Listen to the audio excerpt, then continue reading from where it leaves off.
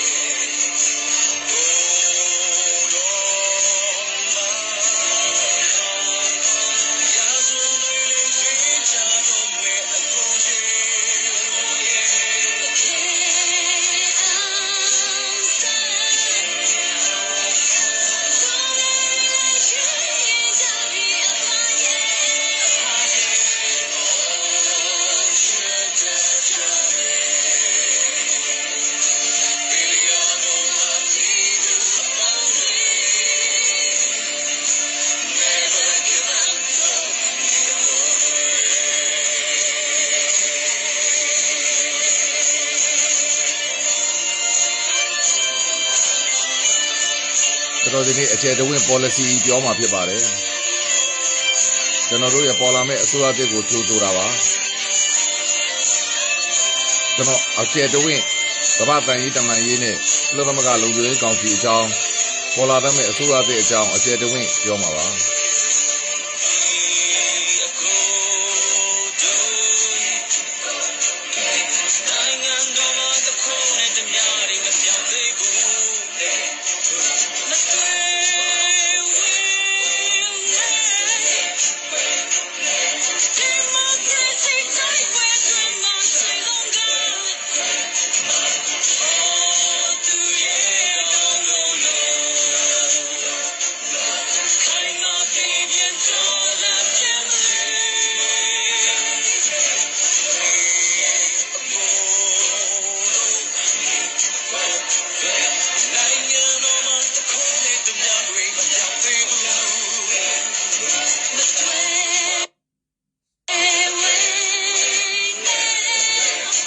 ကိုရီတများတွေပါ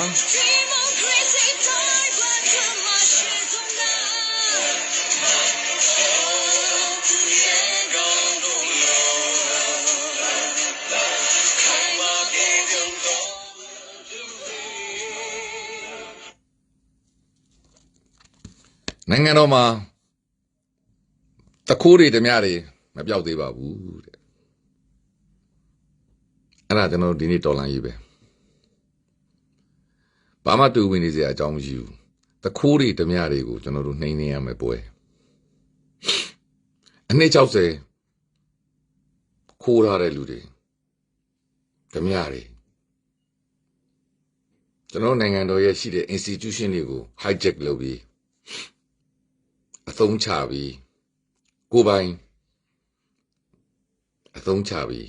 တခိုးဓမြတွေကိုတိုက်ထုတ်ရမယ်ပွဲပါရှင်းရှင်းလေးပါသူတို့ရတဲ့ယာတူးတွေနဲ့သူတို့ရတဲ့လစာတွေနဲ့ရန်ကုန်မြို့မှာ3000 တန်နဲ့အင်ကန်တစ်ခန်းဝယ်ဖို့တော့မဖြစ်နိုင်တဲ့အချိန်မှာဘီလီယံတွေချီပြီးတော့ချမ်းသာနေကြတယ်မီလီယံတွေချီပြီးချမ်းသာနေကြတယ်သိန်းရာနဲ့ထောင်နဲ့သန်းနဲ့ဂရေနဲ့ချမ်းသာနေကြတယ်ဆိုတဲ့က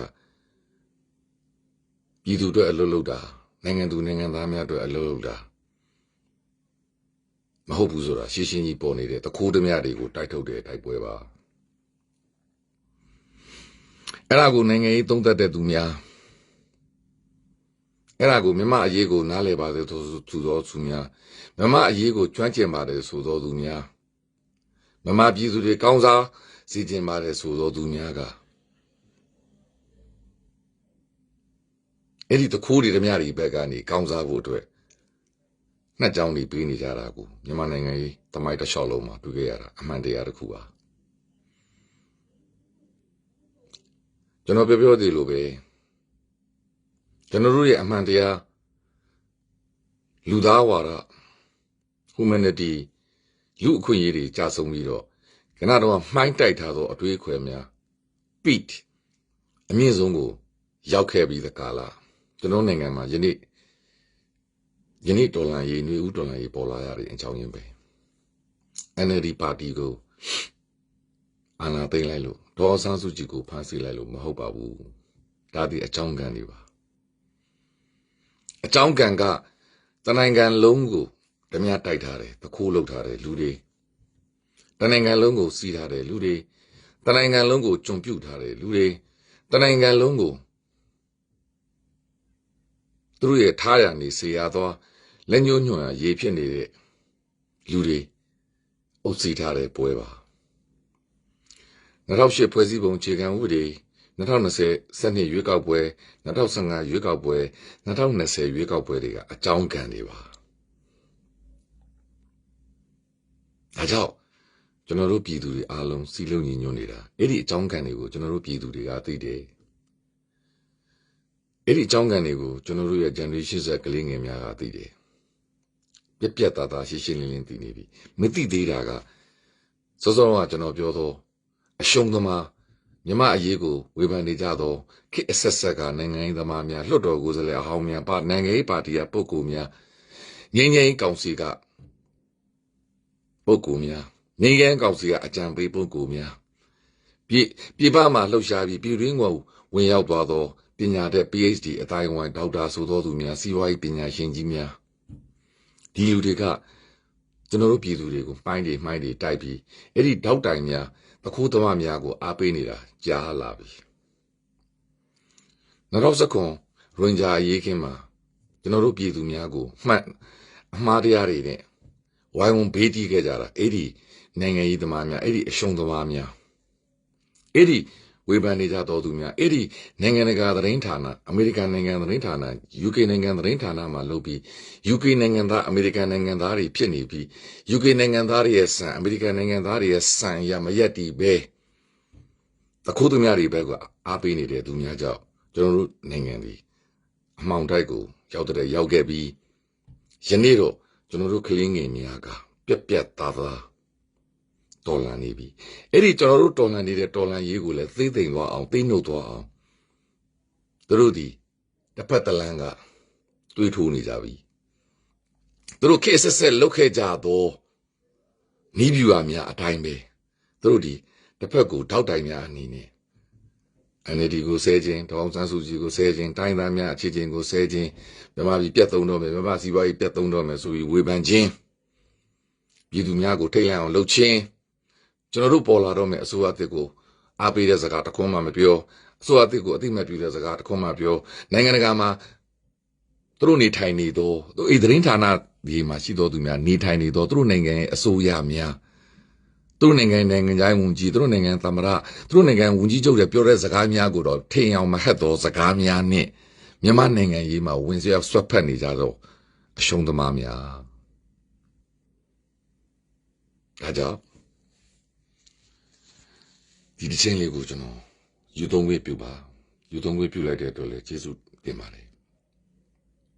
所以路线那个，龙舟一港市，就能港市被打吧，古了他们讲龙舟一港市，你港市也爬路嘛嘞。ပြီးတော့ကျွန်တော်တို့ကဘာတွေမျှော်လင့်နေတာလဲပြီးတော့ကျွန်တော်တို့ဒေါ်လာရေးအတွက်ဘာအထောက်အကူပြုမှာလဲ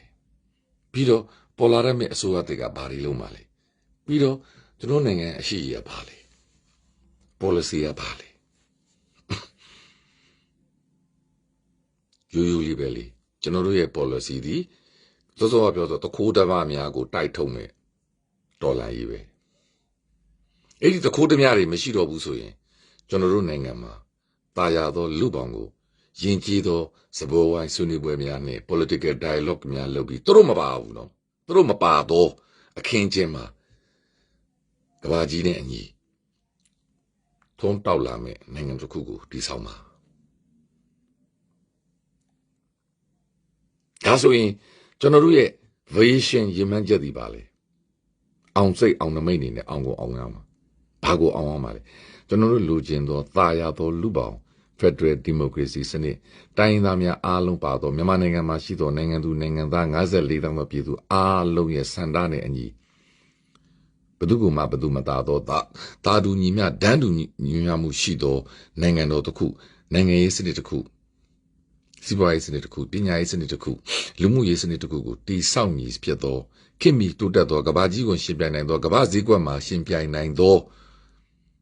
ကဘာကြီးနဲ့ဒန်းတူ competition လုပ်နိုင်တော့ပြည်သူပြည်သားများသားရမယ်လုံခြုံမယ်အေးချမ်းမယ်ကြွယ်ဝမယ်ချမ်းသာမယ်ငြိမ်းချမ်းမယ်ကဘာကြီးမှာဂုဏ်သိက္ခာရှိမယ်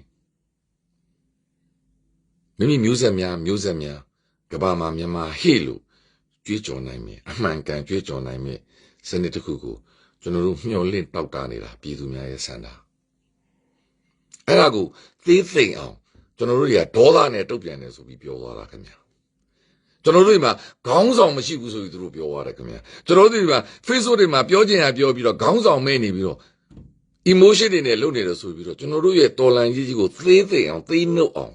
အဲ့ဒီမြမအရေးကျွမ်းကျင်ပါတယ်ဆိုတော့မြမပြည်မှာငញ្ញရင်ကောင်စီမှာလှုပ်ဆောင်နေကြသောသူများကပြောဆိုနေတာကိုဝမ်းနည်းပွဲတွေ့ရတယ်ကျွန်တော်တို့မှာဥဆောင်နေသော CRPH အစိုးရနဲ့မနေ့ပြင်ပေါ်လာမယ်အရှိတ်ပတ်မှာပေါ်လာမှာတော့အစိုးရအသစ်ကြီးရှိနေတာကိုအသိမှတ်ပြုပြီးတော့မပြောတော့ဘူးခင်ဗျာအသိမှတ်လေးနည်းနည်းလေးတော့ထည့်မပြောပါဘူးကျွန်တော်တို့နိုင်ငံတကာတန်ရေးတမန်ရေးမှာစူးစမ်းနေတော့ဒေါက်တာဆဆာအပါဝင်စူးစမ်းနေကြတော့အဖွဲ့ဝင်အားလုံးကိုအသိမှတ်ပြုတဲ့စကားတစ်ခွန်းတော့ထည့်မပြောတော့ဘူးခင်ဗျာပြီးတော့ဦးနိုင်ငံတကာသတင်းဌာနပြ CN ကိုဂုဏ်သိက္ခာချတော့အပုတ်ချတော့စကားများကိုပြောဆိုနေတာကိုတွေ့ရတယ်ခင်ဗျာဆိုလိုချင်တာက CN ဒီအမေရိကန်သတင်းဌာနမှာအမေရိကန်နိုင်ငံခြားရေး policy နဲ့အမေရိကန်အစိုးရအာဘော်များကိုထိဟတဲ့စကားများကိုပြောမှာဘယ်သူမှမပါဘူးသူအမေရိကန်ဘက်ကပါမှာ CN ဒီဘက်လိုက်မယ်ဘယ်သူဘက်ကလိုက်မယ်အမေရိကန်ပြည်သူဘက်ကလိုက်မှာအမေရိကန်အစိုးရဘက်ကလိုက်မှာအဲ့ဒီတည်းမှာ CN ဒီဘယ်သူဘက်ကပါမယ် Democratic Party ကပါမှာဒါဆိုရင်အခုလက်ရှိအမေရိကန်နိုင်ငံမှာဘယ်ပါတီကအုပ်စိုးနေလဲ Democratic Party ဖြစ်တော့သမ္မတကြီးဂျိုးဘိုင်ဒန်မစ္စတာဘလီဂင်ဦးဆောင်သောအစိုးရအဖွဲ့ပြီးခဲ့တဲ့၄နှစ်ကာလမှာ Republican Party ရဲ့အမေရိကန်သမ္မတကို Fox News ကအားပေးတာခင်ဗျာအဲ့ဒီချိန်မှာ CN ကအတိုက်ခံလုပ်ခဲ့တာယနေ့ CN ဒီအမေရိကန်ပြည်သူဘက်ကရက်မှာအမေရိကန်အစိုးရ policy ကိုပြောမှာအဲ့ဒီမှာမှသူတို့ထောက်ခံသော Democratic အစိုးရကျွန်တော်ပြောပြီးသားလက်ဝဲလက်ရဒီနေ့ကဘက်လိုက်ပြီးသား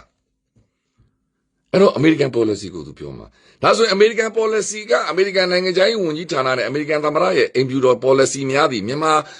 ကျွန်တော်ຫນွေဦးတော်လှန်ရေးကိုထောက်ခံနေပြီဆိုရင်သူတို့ဒီကျွန်တော်တို့ဘက်ကပြောတော့မှာ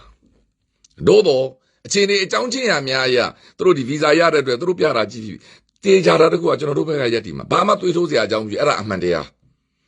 းအဲ့ဒါမှအဲ့သတင်းဌာနများရှိတော်သူများသည်အမေရိကန်နိုင်ငံသားတွေဖြစ်တဲ့အတွက်အမေရိကန်နိုင်ငံရဲ့စံလူအခွင့်အရေးရဲ့စံတရားမှုမတရားမှုကိုတေချာတိထားတော်သူမျာ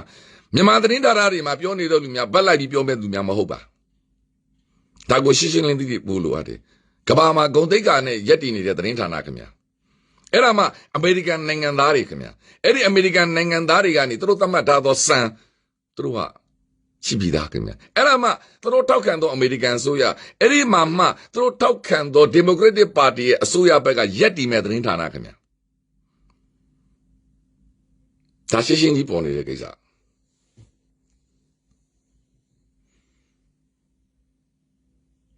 ဘာဖြစ်လို့အမေရိကန်သတင်းဌာနကိုတစ်ဖက်ကအကြမ်းဖက်သမားများကဖိတ်ခေါ်လိုက်တယ်လေကျွန်တော်ပြောတဲ့အချက်တွေကိုသူတို့သိတယ်သိတဲ့အတွက်သမ္မတဂျိုးဘိုင်ဒန်ကိုသတင်းဌာနကသူတို့ဘက်ကနေလိုက်ပြီးတော့အမှန်တရားတွေတင်ပြဖို့အတွက်သူတို့ lobby လုပ်ပြီးခေါ်လိုက်တာအဲ့ဒါကိုလည်း CNN သတင်းဌာနကမသိစရာအကြောင်းကိုမရှိဘူးရတဲ့အခွင့်အရေးကိုအမိယာစုပ်ကင်ပြီးသူတို့လူကျင်တဲ့သတင်းကိုသူတို့တင်ပြသွားမှာတေချာတစ်ခုကသူတို့ဘက်ကသူတို့ထုတ်ပြန်ခြင်းတဲ့သတင်းများသူတို့ပြောခြင်းတဲ့သတင်းများကိုအင်တာဗျူးပေးမယ်အရန်ကောင်းတယ်ပေးပါစစ်ကောင်းဆောင်များနဲ့အင်တာဗျူးလုပ်ပါအရန်ကောင်းတယ်ဒါမျိုးသတင်းဒါမျိုးအင်တာဗျူးရဖို့ဆိုတော့လွယ်တာမဟုတ်ဘူးကဘာမှသူတို့ပြောတာကိုနားထောင်ပြီးတော့သူတို့ကောက်ချက်ဆွဲလိမ့်မယ်ကမ္ဘာပြည်သူများကမ္ဘာကောင်းဆောင်များကောက်ချက်ဆွဲလိမ့်မယ်ဘာဖြစ်လို့လဲမနေ့ကအမေရိကန်နိုင်ငံသားရေးဝန်ကြီးကိုယ်တိုင်ပြောသွားတယ်မစ္စမမှာပါတာပါကျွန်တော်တို့စနေနေ့က29ရက်နေ့မှာဖြစ်သွားသောကိစ္စရပ်များသူတို့အကုန်သိတယ်အဲ့ဒီတော်လိုင်းရေးနေ့မှာပြည်သူတွေ100ကျော်အသက်ခံရတယ်အဲ့ဒီညမှာလဲလမ်းပေါ်ထွက်တဲ့ပြည်သူတွေကိုကြောကိုတနက်နဲ့ပြစ်မယ်ခေါင်းကိုတနက်နဲ့ပြစ်မယ်ဆိုပြီးချင်းချောက်တာကိုလည်းသူထည့်ပြောရတယ်ဆိုတဲ့သဘောဒီအမေရိကန်နိုင်ငံသားဝန်ကြီးအကုန်သိတယ်သိတဲ့အကြောင်းကိုလည်းသတင်းဌာနမှာသူမနေ့ကအင်တာဗျူးပေးလိုက်တာအဲ့ဒီအတွက်လဲမက်ဆီမာကပြထားတာအဲ့ဒီအမေရိကန်နိုင်ငံသားဝန်ကြီးကယနေ့လုံခြုံရေးကောင်စီမှာ chairman လုပ်ပြီးဥက္ကဋ္ဌလုပ်ပြီးတဘာပတိလုပ်ပြီးအစည်းအဝေးထိုင်မှာသိထားပြီးသားခင်ဗျာဘာဖြစ်လို့လဲရန်ကုန်မှာအမေရိကန်တန်ယုံရှိတယ်အမေရိကန်တာမတ်ကြီး statement တွေကိုထုတ်ထားပြီးသားအမေရိကန်တန်ယုံဆိုတာဘယ်နိုင်ငံအဖြစ်အတူတူပဲသူ့နိုင်ငံသားဝန်ကြီးဌာနကိုအစီရင်ခံရတယ်ခင်ဗျာအရင်တော့ဆိုတော့ telex ပေါ့နော် telegram နဲ့ကျင်းနေရိုက်ပြီးသတင်းပို့ရတယ်အခုခေတ်ကတော့ internet ခေတ်ပေါ့အကုန်သတင်းပို့ထားပြီးသား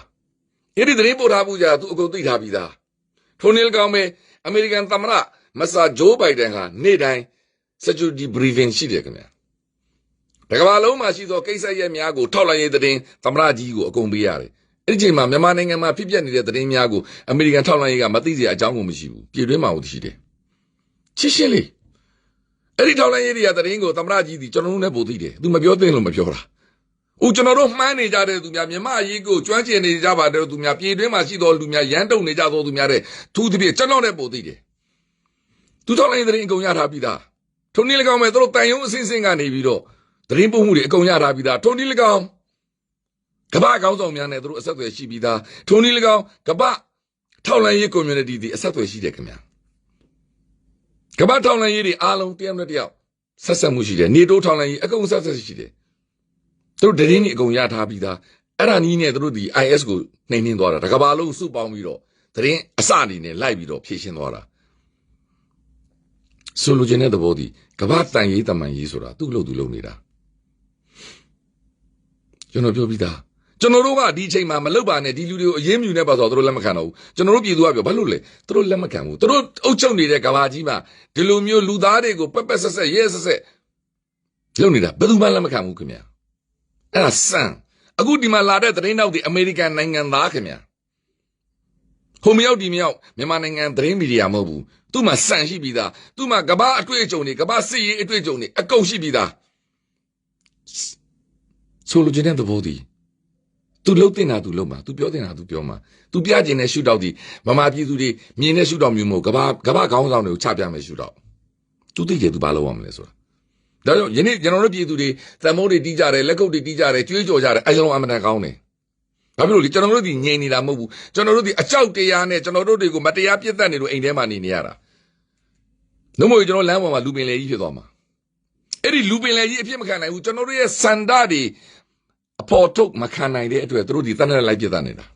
နောက်ဆုံးမရတော့ဒုံးကြီးတွေနဲ့လုံနေတာဘုံတွေနဲ့ကျဲနေတာပြည်သူရဲ့ဆန္ဒအမှန်ကိုသူတို့အသိမခံနိုင်ဘူးတော်တန်တိတ်လောက်ထားတာရိုးရိုးလေးပဲပြည်သူရဲ့ဆန္ဒအမှန်ကလည်းရိုးရိုးလေးပဲတခိုးဓမြတွေမလို့ကျွန်တော်ဘူးငါတို့ကိုအုပ်ချုပ်တဲ့မြည်သူမဆိုငါတို့အတွက်ပြည်သူအတွက်လုပ်ပေးတာနိုင်ငံအတွက်လုပ်ပေးတာပဲလို့ချင်တာမင်းတို့ကိုကြိုးတွေနဲ့ပဲဘီလီယံနာတထေးကြီးတွေဘယ်သူမှမလို့ချင်တော့ဘူး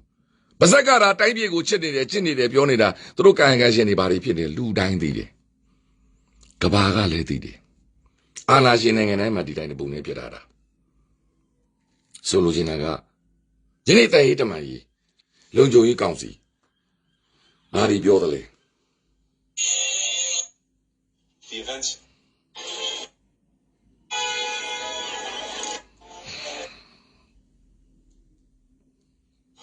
permanent disabled.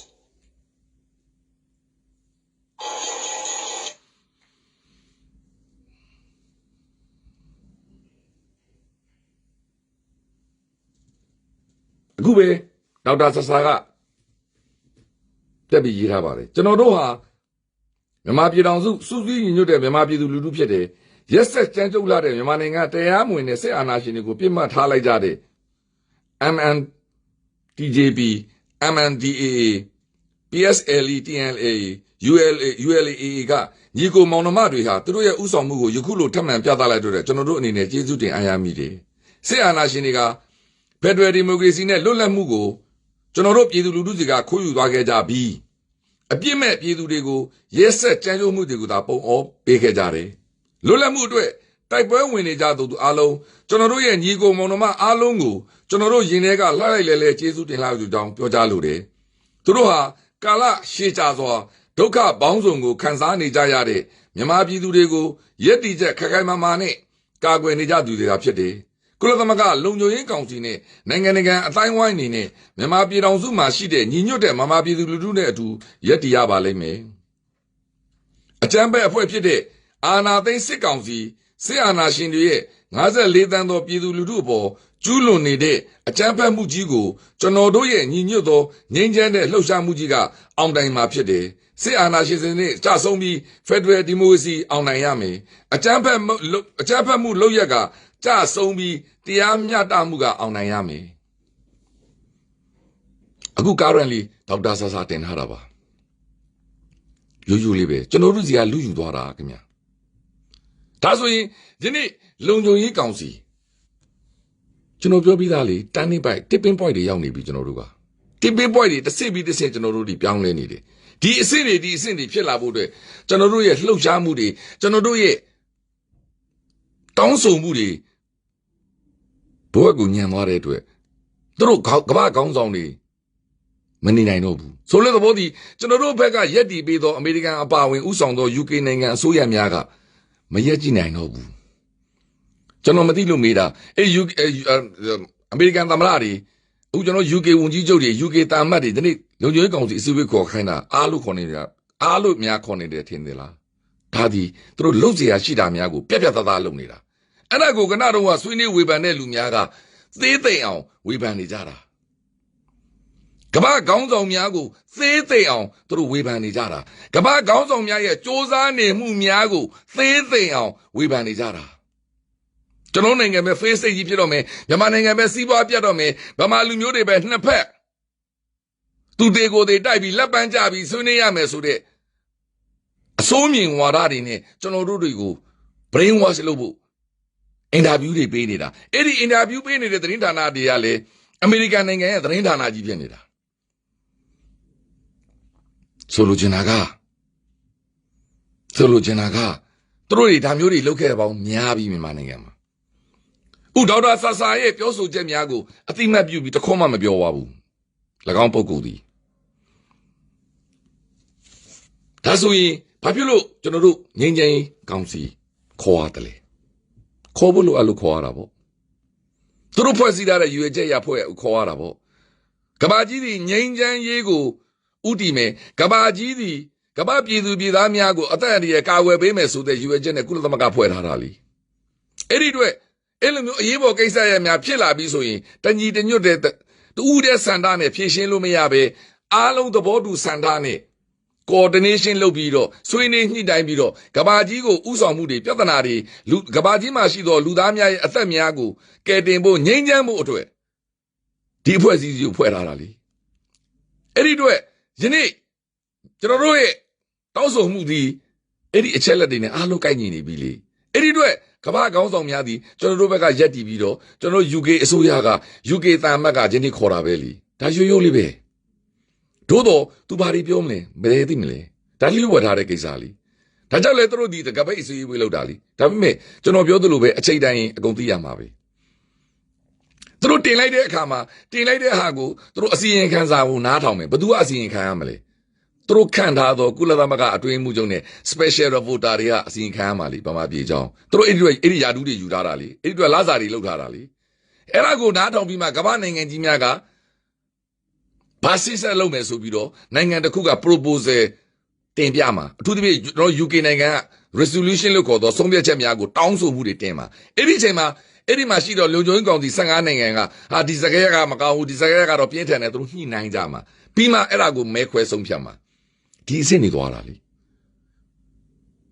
ေဘာလို့ကျွန်တော်တောင်းဆိုတိုင်းသူတို့ပေးကြမှာပေးမယ်ထို့နည်းကောင် UK တောင်းဆိုတိုင်းတခြားနိုင်ငံတွေသဘောတူမှတူမယ်ဒါကြောင့်ဒါကိုအဖွဲ့အစည်းတစ်ခုအနေနဲ့ဖွဲ့ထားပြီးဆွေးနွေးညှိနှိုင်းကြရတာလေ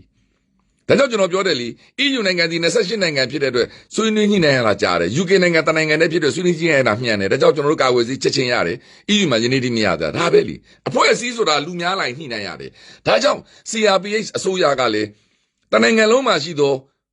stakeholder များကိုညှိနှိုင်းနေရတဲ့အတွက်အချိန်ယူနေရတာလေအဖွဲ့အစည်းနဲ့လုပ်နေရတာလေတိုင်းသားအမြောက်များရှိတယ်ပြည်သူတွေအမြောက်များရှိတယ်နိုင်ငံရေးပါတီတွေအမြောက်များရှိတယ်လှုပ်ရှားတဲ့လူတွေအမြောက်များရှိတဲ့အတွက်ဆွေးနွေးညှိနှိုင်းနေရတ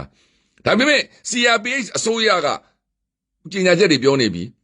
မနေ့ပြင်မှာဆိုရင်ပြည်သူအစိုးရအသစ်ပေါ်တော့မယ်မြန်မာနောက်မှလည်းပြောထားပြီးသားပါပြီးတော့ပြည်သူတက်မတော်အသစ်ပေါ်တော့မယ်သူတို့ကြေညာတော့မှာဘာဖြစ်လို့ကြေညာရမလဲကျွန်တော်ပြောတဲ့အတိုင်းပဲ legitimacy လို့ခေါ်တော့တရားဝင်အစိုးရဖြစ်ဖို့လိုတာသို့သည်မဟုတ်ကျွန်တော်တို့ဒီအကြမ်းဖက်ဖွဲ့စည်းဖြစ်သွားမှာကမ္ဘာတန်ရေးတမန်ရေးမှာကမ္ဘာနိုင်ငံရေးမှာအခင်းကျင်းတစ်ခုကိုသွားတဲ့အချိန်မှာတရားဝင်အစိုးရတစ်ခုကနေပေါ်လာပြီးအဲ့ဒီတရားဝင်အစိုးရကိုကမ္ဘာနိုင်ငံအမြောက်များကထောက်ခံပြီးမှတကာလအဲ့ဒီတရားဝင်အစိုးရကလိုအပ်သောတမတော်ကိုဖွဲ့ယူရတာအဲ့ဒါမှကဘာကနေပြီးတော့ကဘာခေါင်းဆောင်များကကဘာနိုင်ငံရေးသမားများကကဘာလွှတ်တော်များကအမေရိကန်လွှတ်တော် UK လွှတ်တော်ကနေအဲ့ဒီတရားဝင်အစိုးရကိုတရားဝင်အကူအညီပေးဖို့အတွက်သူတို့ရဲ့လွှတ်တော်တွေမှာသူတရားဝင်ပြဋ္ဌာန်းရမှာသူဘာဖြစ်လို့လဲသူတို့ဒီပွင့်လင်းသောဒီမိုကရေစီနိုင်ငံကိုသွားတဲ့အတွက်တရုတ်နိုင်ငံလိုရုရှားနိုင်ငံလိုခိုးကြောင်ခိုးဝယ်နေကျွန်တော်တို့အကူအညီပေးလို့မရဘူးသူတို့နိုင်ငံကလွှတ်တော်တွေမှာတရားဝင်ဥပဒေတွေပြဋ္ဌာန်းဖို့လိုတာမနေ့ကကျွန်တော်ပြောသလို2013 trade agreement လိုဟာမျိုးဒါမျိုးတွေဖြစ်ဖို့အတွက်ကျွန်တော်တို့ဒီတရားဝင်အစိုးရလိုတာအဲ့ဒီတရားဝင်အစိုးရမှာလဲ all inclusive လို့ခေါ်တော့လူတိုင်းပါဝင်ဖို့လိုအပ်တာဘယ်သူ့ကိုမှခြံထားလို့မရဘူးတိုင်းသားအားလုံးနိုင်ငံမှာရှိတဲ့လူများအားလုံး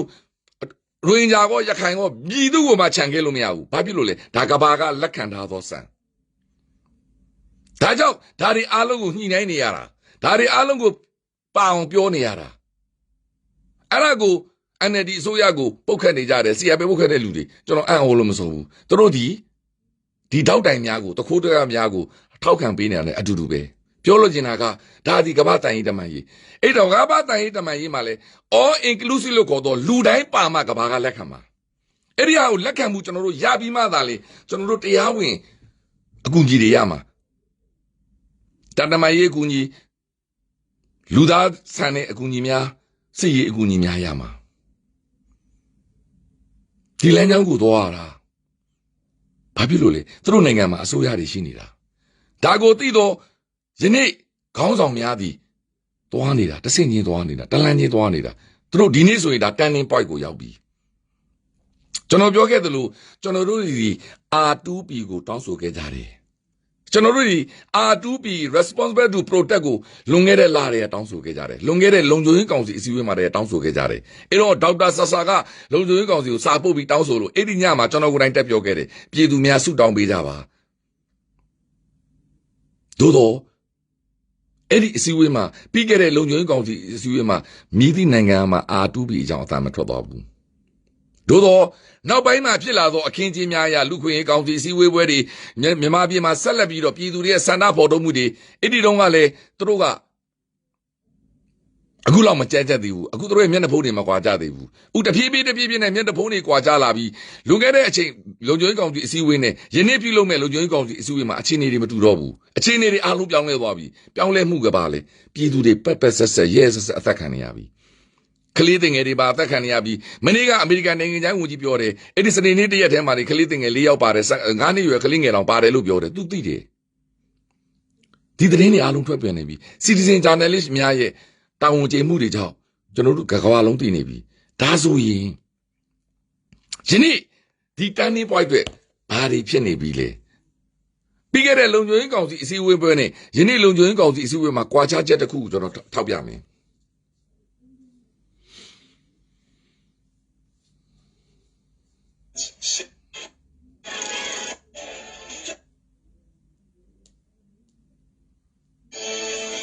if they not had vaccination.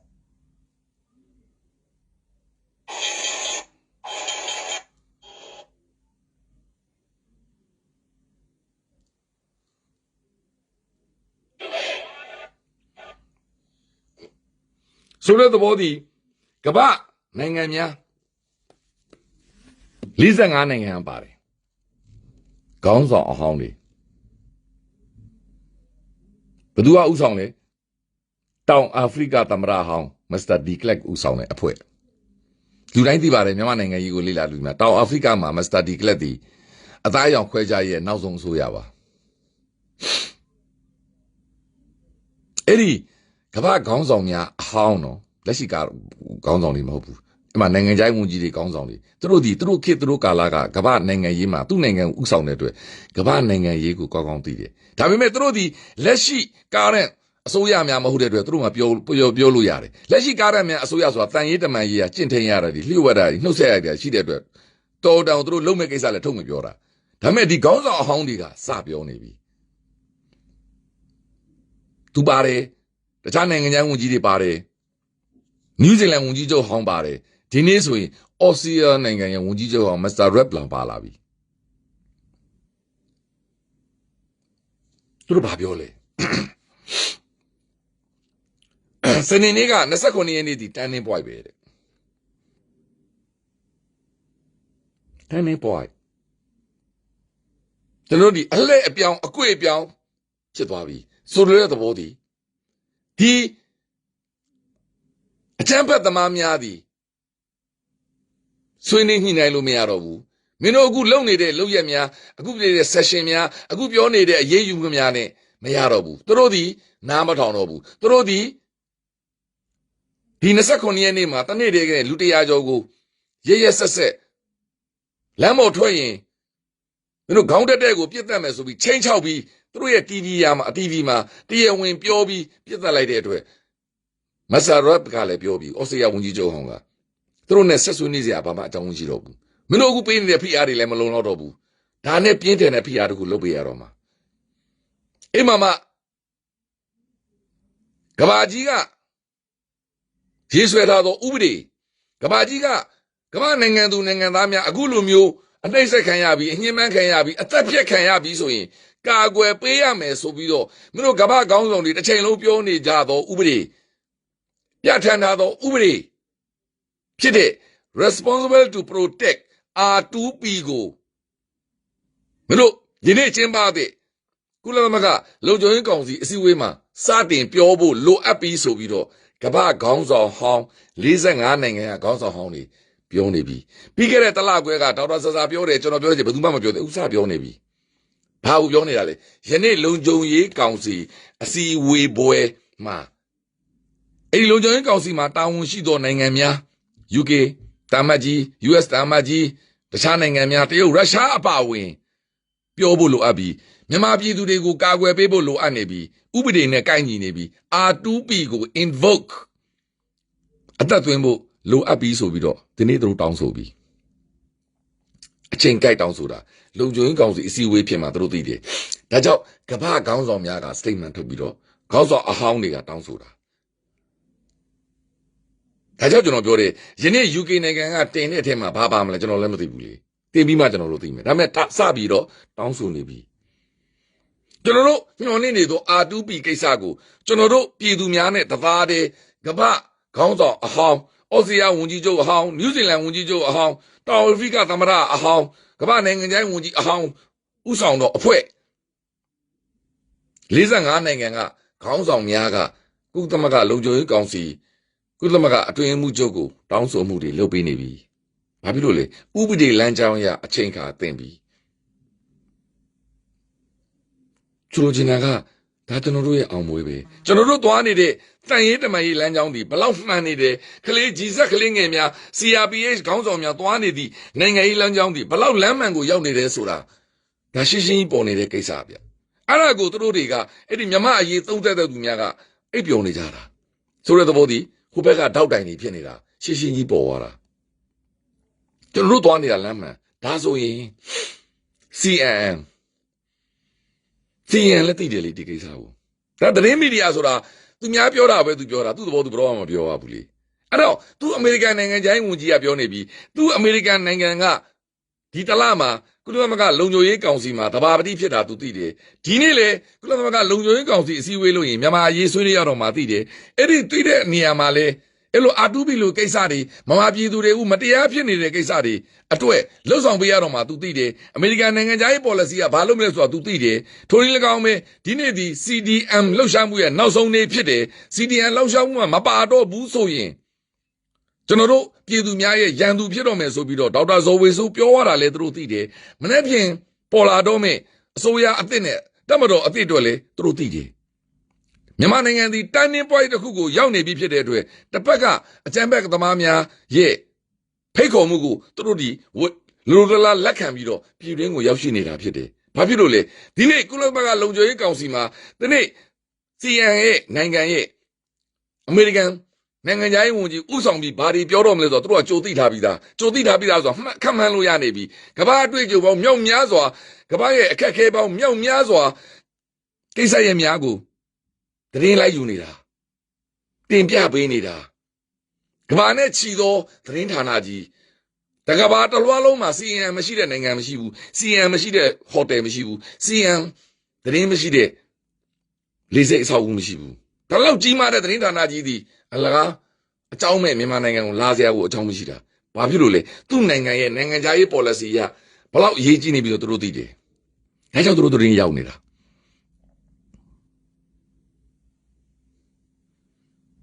ဒါကြောင့်ကျွန်တော်ဒေါက်တာဆာဆာကလည်းထပ်ပြီးတော့တောင်းဆိုတယ်ပြီးခဲ့တဲ့အစည်းအဝေးလိုပဲဒေါက်တာဆာဆာကလည်းသူတောင်းဆိုနိုင်တာသူဒီကုလသမဂ္ဂတာတမန်ဖြစ်တဲ့အတွက်သူဒီအတွေ့အမှုချုပ်ကိုတောင်းဆိုထားပြီးသားအဲ့ဒါကိုလည်းကျွန်တော်ဖတ်ပြမယ်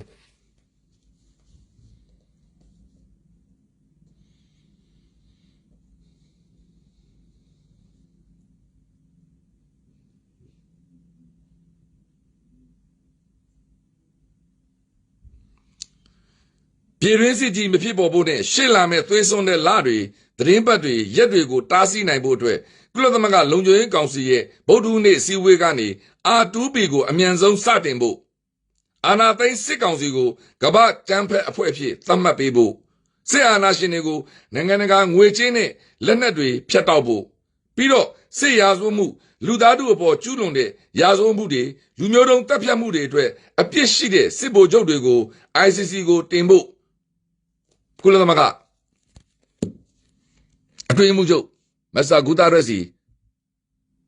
ဒေါက်တာဆာဆာကစာရေးပြီးတောင်းဆိုလိုက်ပြီဆိုတဲ့သဘောဒီနေ့လုံခြုံရေးကောင်စီမှာပထမဆုံးမိကုံပြောမှာပထမဆုံးလုံခြုံရေးကောင်စီမှာအစီရင်ခံစာတင်မှာမြန်မာနိုင်ငံကြောင့်အစီရင်ခံစာတင်ရမယ့်လူဒီကုလသမဂ္ဂအတွင်းမှုချုပ်ခင်ဗျာပြီးမှသူခန့်ထားသောအထူးကိုယ်စားလှယ်ပြီးမှလူခွင့်ရေးကိုယ်စားလှယ်တွေကအစီရင်ခံစာတင်မှာအစီရင်ခံစာတင်ပြီးမှကျွန်တော်တို့ UK နိုင်ငံက proposal သူတင်တဲ့တောင်းဆိုချက်ကိုတင်မှာအဲ့ဒီတောင်းဆိုချက်တုတ်ပြီးရင် UK အဲ့ဒီမှာရှိလုံခြုံရေးကောင်စီ15နိုင်ငံကလူတိုင်းဒီ equality ဖြစ်တဲ့အတွက်တူဦးချင်းသဘောထားကိုစပြောမှာ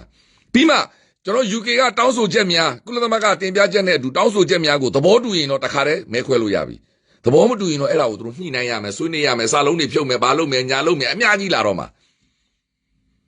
အဲ့ဒီတော့ဘယ်လောက်ကြာမလဲကျွန်တော်လည်းမသိဘူးဘယ်နေ့မှပြီးမလဲကျွန်တော်လည်းမသိဘူးတေချာတခုကဒီနေ့ဒီကြားနာပွဲ resolution အဲ့ဒီ resolution မှာလည်း binding resolution လို့ခေါ်တော့မဖြစ်မနေလိုက်နာရမယ်ဆုံးဖြတ်ချက်လားကြေညာချက်လားကျွန်တော်လည်းမသိဘူးကျွန်တော်နဲ့ဆိုင်ဒေါက်တာဆာဆာတို့ကပိုသိမှာပေါ့ ဆိုလိုချင်တာကဒါဒီကျွန်တော်တို့ဒီမှန်ကန်သောလမ်းကြောင်းကိုသွားနေတာ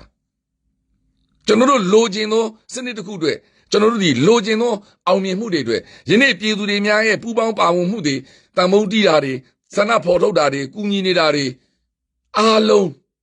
မြန်မာနိုင်ငံဒီတော်လှန်ရေးကြီးအတွက်လူတိုင်းပူးပေါင်းပါဝင်နေတဲ့အောင်ပွဲတွေသို့တော့အောင်စိတ်နဲ့ကျွန်တော်တို့သွားရင်အောင်ရမှာပဲဒါမဲ့သွားကျွန်တော်ပြောသလိုပဲသွားတဲ့နေရာမှာလမ်းကြောင်းတွေရှိတယ်ကန့်ကွက်မှုတွေရှိတယ်အတားအဆီးတွေရှိမယ်ဒါတွေကဘာမှမထူးဆန်းဘူးလေယူတိုင်းရင်ဆိုင်ရမှာပဲ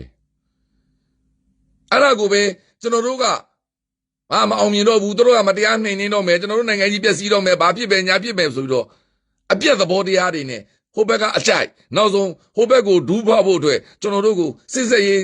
ဆွေးနွေးပွဲလမ်းကြောင်းကိုတည်ပြီးနေသောစကားများကိုပြောဆိုနေတာကိုတော့ကျွန်တော်ပြပြသားသားကန့်ကွက်တယ်ဆိုလိုချင်တာကကမ္ဘာတန်ရေးတမန်ရေးဆိုတာသူလုံးစရာရှိတာလုပ်နေတာဥကျွန်တော်တို့တောင်းဆိုနေသောအကူအညီများတရားဝင်ပေးဖို့အတွက် UK နိုင်ငံလွှတ်တော်ကနေတရားဝင်ပေးဖို့အတွက် US နိုင်ငံလွှတ်တော်ကတရားဝင်ပေးဖို့အတွက်အော်စတြေးလျနိုင်ငံမှာရှိသောလွှတ်တော်များကတရားဝင်ပေးဖို့အတွက်ကျွန်တော်တို့ကိုဥဆောင်မဲ့အစိုးရအဖွဲ့ဒီခေါင်းဆောင်များဒီတရားဝင်ဖြစ်ဖို့လိုအပ်တယ်အဲ့ဒါကမ္ဘာတန်ရေးတမန်ရေးဒီအတွက် CRPH ဒီ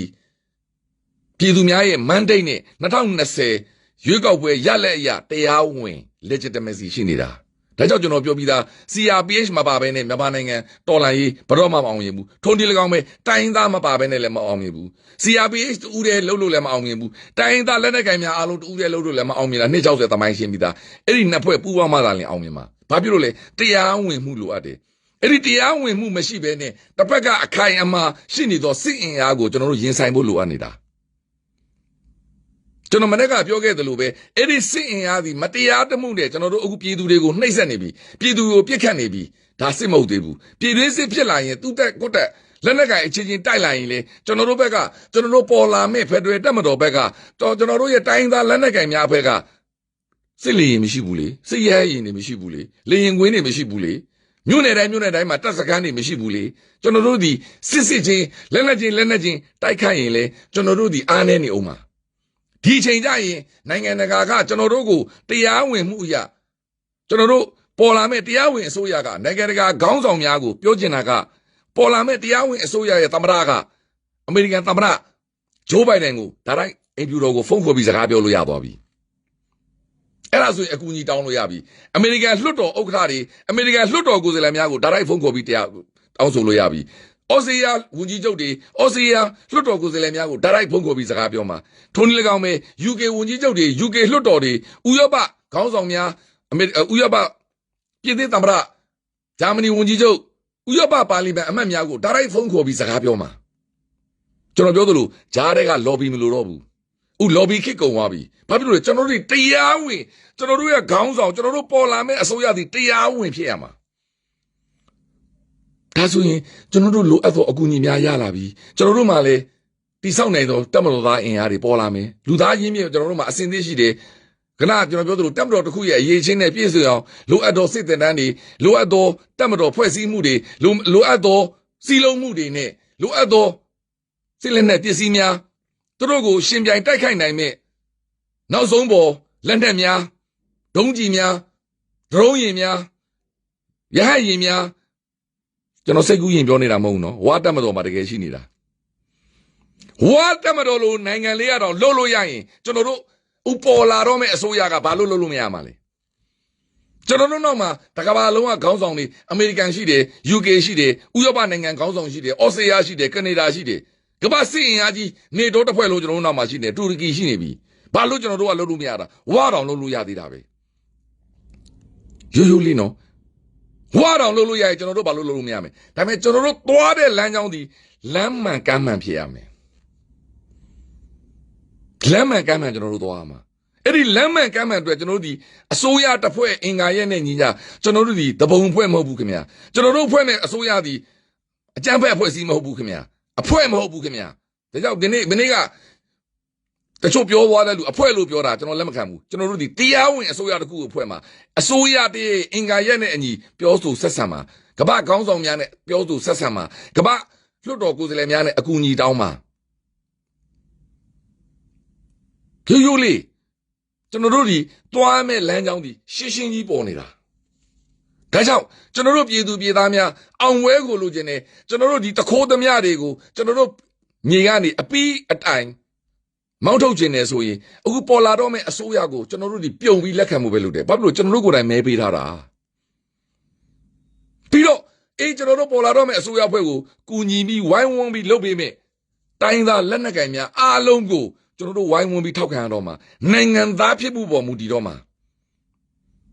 ကျွန်တော်တို့သတင်းတွေမှာပါနေတာကရင်ဒီထွက်ပြေးခံရတာပြောတယ်တာမဟုတ်ဘူးကချင်တွေထွက်ပြေးတာပြောတာမြန်မာနိုင်ငံသားတွေထွက်ပြေးနေတာဒါဆိုရင်မေးစရာရှိတယ်ဘာဖြစ်လို့ရိုဟင်ဂျာတော့ကအတိမတ်မပြုလို့သူတို့ကပို့ပြောပေးနေတာငကိုတည်းကအတိမတ်ပြုတိုင်းဘယ်သူမှရိုဟင်ဂျာမပြောဘူးမြန်မာနိုင်ငံသားတွေပဲပြောမှာရိုးလေးအဓိကသည်ကျွန်တော်တို့မြန်မာနိုင်ငံနယ်နိမိတ်မှာရှိသောမြန်မာနိုင်ငံသူနိုင်ငံသားများစစ်ပေးရှောင်နေရတာထွက်ပြေးနေရတာအဲ့ဒါကိုခဏတုန်းကဒေါက်တာဆဆာကလေကုလသမဂ္ဂအတွင်းမှုချုပ်ကိုအခုဒီနေ့လုံခြုံရေးကောင်စီမှာပေးပို့ထားတဲ့စာမှာလူသားချင်းစာနာမှုရအခုနေဆက်ဒေတာမှာရှိနေသောစစ်ပေးရှောင်နေသောနိုင်ငံသူနိုင်ငံသားများအဲ့ဒီထဲမှာကရင်လူမျိုးပေါ့ငါကိုလူသားချင်းဆိုင်ရာအကူအညီတွေပေးဖို့အတွက်ယနေ့လုံခြုံရေးကောင်စီအစည်းအဝေးပဲမှာပြောဆိုပေးဖို့အတွက်တောင်းဆိုပေးဖို့အတွက်အစီရင်ခံပေးဖို့အတွက်တင်ပြထားတာစာပို့ထားတာဆိုချင်တာကသူတို့အာတူပီပေးခြင်းမပေးခြင်းဆုံးဖြတ်ချက်ကြခြင်းမကြခြင်းအဲ့ဒါကအဓိကမဟုတ်ဘူးဆိုတဲ့သဘောဒီအော်စတြေးလျဝန်ကြီးချုပ်ဟောင်းမစ္စတာရက်ပြောသလိုပဲသူတို့သိတယ်လုံခြုံရေးကောင်စီကိုတွားရင်အာတူပီတောင်းရင်အော်စတြေးလျဝန်ကြီးချုပ်ဟောင်းပြောတာနော်တရုတ်နဲ့ရုရှားကဗီဒီယိုသုံးနိုင်တယ်ဒါပေမဲ့ तू မထင်ပါဘူးတဲ့သူတို့တွေဒီလောက်လူသားချင်းရက်ဆက်နေတာကိုတော့သူတို့ထောက်ခံမယ်လို့ तू မမျှော်လင့်ပါဘူးဘယ်လိုပဲဖြစ်ဖြစ်လုံခြုံရေးကောင်စီကနေတော့ဒီကိစ္စကိုဖျက်ရမယ်တွားကိုတွားတင်တယ်တွားပြီးတော့မှလုံခြုံရေးကောင်စီမှာနေလားငါလား resolution ဒီဆုံးဖြတ်ချက်တွေတင်မှသူတို့တကယ်ဆုံးဖြတ်ပြီလားအဲ့ဒါမှအတီးအခုကကျွန်တော်တို့ကမှန်းပြောနေတာပဲရှိတယ်ရုရှားကဗီဒီယိုသုံးပါလားတရုတ်ကဗီဒီယိုသုံးပါလားအိန္ဒိယကကန့်ကွက်ပါလားဗီယက်နမ်ကကျွန်တော်ပြောနေတာပဲတကယ်တမ်းနေလားကာလားဆုံးဖြတ်ချက်ကိုတင်ရအောင်မှာပြီးခဲ့တဲ့အခါကလည်းမတင်ရသေးဘူးပြီးခဲ့တဲ့အခါကကျွန်တော်တို့ UK အစိုးရတာမတ်ကြီးပြီးခဲ့တဲ့လုံခြုံရေးကောင်စီအစည်းအဝေးမှာဘာမှမတောင်းဆိုတာဘူးရှုတ်ချတဲ့အဆင့်ပဲလာသေးတာအခုကအဲ့ဒါကြီးတောင်းဆိုရတော့မှာအန်အာဘာကိုတွေလက်နဲ့ရောင်းချမှုပိတ်ပင်တာတွေအဲ့ဒီအကြံဖက်အဖွဲ့အစည်းရဲ့ဝင်ငွေတွေကိုထိန်းချုပ်တာတွေကျွန်တော်တို့အာတူပီပေးတာတွေကျွန်တော်တို့တိုင်းသားဒေသတွေမှာရှိနေတဲ့နေဆက်မှာဖြစ်နေတဲ့စစ်ဘေးရှောင်မြန်မာပြည်သူပြည်သားများမြန်မာနိုင်ငံသူနိုင်ငံသားများကိုအထောက်အကူပေးဖို့လူသားချင်းစာနာတဲ့အကူအညီတွေပေးဖို့ကိစ္စတွေဒါတွေအားလုံးကိုဒီလုံခြုံရေးကောင်စီဆုံးဖြတ်ချက်ကြရမှာဆုံးဖြတ်ချက်ကြပြီးမှကမ္ဘာနိုင်ငံတွေဆက်လုပ်လို့ရမှာအဲ့လိုဆုံးဖြတ်ချက်ကြဖို့တောင်းဆိုလိုက်တဲ့အခါကျမှရှင်းရှင်းလင်းလင်းသိရမှာဘယ်သူကထောက်ခံတယ်ဘယ်သူကကန့်ကွက်တယ်အဲ့ဒီအချိန်ကြမှာကျွန်တော်တို့ရဲ့မိတ်ဆွေကဘယ်သူလဲကျွန်တော်တို့ကိုကန့်လန့်လုပ်နေတာကဘယ်သူလဲဆိုတာခေါ်ဝဲချမြင်လို့ရမှာပြီးမှသာလျှင်ကျွန်တော်တို့နောက်တစ်ဆင့်ဖြစ်သောနိုင်ငံတကာအရေးပေါ် International Summit ညီလာခံတစ်ခုကိုကျွန်တော်တို့ကိုထောက်ခံနေသောနိုင်ငံကြီးများကဥဆောင်ပြီးကျင်းပလိုက်မယ်အဲ့ဒီအတွက်လေမစ္စတာတွန်အမ်ဒူကတောင်းဆိုနေတာအဲ့လိုကျင်းပပြီးမှတခါလေသူတို့ကနေပြီးတော့လူသားချင်းအကူအညီမှုတွေပေါ်လာတော့မယ်ကျွန်တော်တို့ရဲ့အစိုးရအသစ်မနေ့ပြင်ပေါ်လာတော့မယ်အစိုးရအသစ်တွေကိုထောက်ခံမှုတွေသူတို့လှုပ်လာမှာထောက်ခံမှုတွေလှုပ်လာပြီးတခါလာမှာလိုအပ်သောအကူအညီများကိုပူပေါင်းဆောင်ရွက်မှုနဲ့ပေးပါဒါဒီတစ်စင်းချင်းသွားနေတာကျွန်တော်တို့ဒီလမ်းမှန်ကိုသွားနေတာအဲ့ဒါကိုကျွန်တော်တို့ရဲ့သွားနေတဲ့လမ်းမှန်ကိုသေးသိအောင်ကျွန်တော်တို့ဥဆောင်နေတဲ့ခေါင်းဆောင်များကိုသေးသိအောင်ပြည်သူများကိုစိတ်သက်ကြအောင်စိတ်ဝမ်းကွဲအောင်အဲ့ဒီအရှုံးသမားခေတ်ဆက်ဆက်ကနိုင်ငံရေးသမားများအဟောင်းများမြမအရေးကိုကျွမ်းကျင်နေကြသောပုဂ္ဂိုလ်များဝေဖန်နေကြသောပုဂ္ဂိုလ်များအရင်တော့ကလွတ်တော်ကိုယ်စားလှယ်အဟောင်းများကပြောဆိုနေကြတာကိုဝမ်းနဲ့ပေါ်ရတွေ့ရတာပြောချင်တာကကျွန်တော်တို့ဒီနေ့ဒီချိန်မှာကျွန်တော်တို့ CRPH နဲ့ပေါ်လာမဲ့အစိုးရသစ်ဥဆောင်မှုဒေါက်တာဆဆာတို့ရဲ့ဥဆောင်မှုပြည်တွင်းမှာရှိသောကလေးငယ်များရဲ့ဥဆောင်မှုပြည်တွင်းမှာရှိသောတပိတ်ကော်မတီများရဲ့ဥဆောင်မှုပြည်တွင်းမှာရှိသော54သန်းသောပြည်သူများရဲ့ဥဆောင်မှုအတိုင်းကျွန်တော်တို့ယုံကြည်နဲ့တွားလိုက်မယ်ဆိုရင်ကျွန်တော်တို့မြန်မာနိုင်ငံမှာပေါ်လာတော့မဲ့အခင်းကျင်းသစ်နိုင်ငံရေးအခင်းကျင်းသစ်နဲ့အတူကျွန်တော်တို့ရဲ့မိတ်ဆွေနိုင်ငံများကမ္ဘာခေါင်းဆောင်များရဲ့အားပေးထောက်ခံမှုရရှိပြီးတကလားကျွန်တော်တို့လိုချင်သောတာယာသောအောင်ပွဲကိုရရမှာဖြစ်တယ်သို့တော့တေချာတစ်ခုကကျွန်တော်တို့ဒီအောင်ပွဲကိုရဖို့အတွက်စီယုံနေရတာရင်းမြင်ပြိခမှာရင်းမြင်ကတူ တပုံတွေကလီမင်အစိုးရကိုမောင်းထုတ်လိုက်တဲ့အခါမှာအဲ့ဒီအစိုးရသည်ဆော်ဒီကိုရောက်သွားတယ်သူဒီဆော်ဒီနဲ့သူနဲ့မဟာမိတ်ရှိတယ်ဒါကြောင့်ဆော်ဒီအစိုးရကအဲ့ဒီဖြုတ်ချခံလိုက်ရတဲ့အစိုးရကိုထောက်ခံပြီးတော့အဲ့ဒီတူတပုံတွေကိုဆော်ဒီအပါဝင်မဟာမိတ်အလိုင်းယံဖွဲ့ပြီးအာရနိုင်ငံများကဘုံကျဲတိုက်ခိုက်ပေးတာကျွန်တော်တို့မှအဲ့ဒါမျိုးမဟာမိတ်မှမရှိခဲ့တာ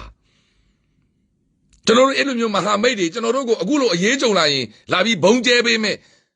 ဆော်ဒီကဲ့သို့လာပြီးဘုံကျဲပေးမယ်တူရကီလည်းကဲ့သို့လာပြီးဘုံကျဲပေးမယ်အမေရိကန်ကဲ့သို့လာပြီးဘုံကျဲပေးမယ်မဟာမိတ်မှကျွန်တော်တို့မှမရှိခဲ့တာဒီနေ့ကျွန်တော်တို့စူးစမ်းနေတယ်ရတော့မယ်အဲ့ဒါကိုသေးသိမ်အောင်မပြောကြပါနဲ့သေးသိမ်အောင်တွေ့ဝေအောင်မလုပ်ပါနဲ့အချိန်ဒီ2 လပဲရှိသေးတယ်ကမ္ဘာအရေးခင်းတစ်ခုနိုင်ငံတစ်ခုရဲ့အပြောင်းလဲတစ်ခုဒီအချိန်နဲ့အမျှအရေးကြီးနေတယ်အဆင့်ပြီးတစ်ဆင့်သွားနေရတယ်ဟုတ်ပါတယ်လူသားတွေရဲ့အသက်တွေကလူတိုင်းရဲ့အသက်တွေအရေးကြီးပါတယ်လူသားတိုင်းရဲ့စာဝတ်နေရေးတွေအခက်အခဲတွေအရေးကြီးပါတယ်ဒါပေမဲ့ကျွန်တော်တို့လိုချင်သောလွတ်လပ်ရေးကိုအဲ့ဒါမျိုးသာတွေ့ဝေနေခဲ့ရင်မြန်မာနိုင်ငံလွတ်လပ်ရေးရစရာမရှိပါယင်းနေ့ထိကိုလိုနီ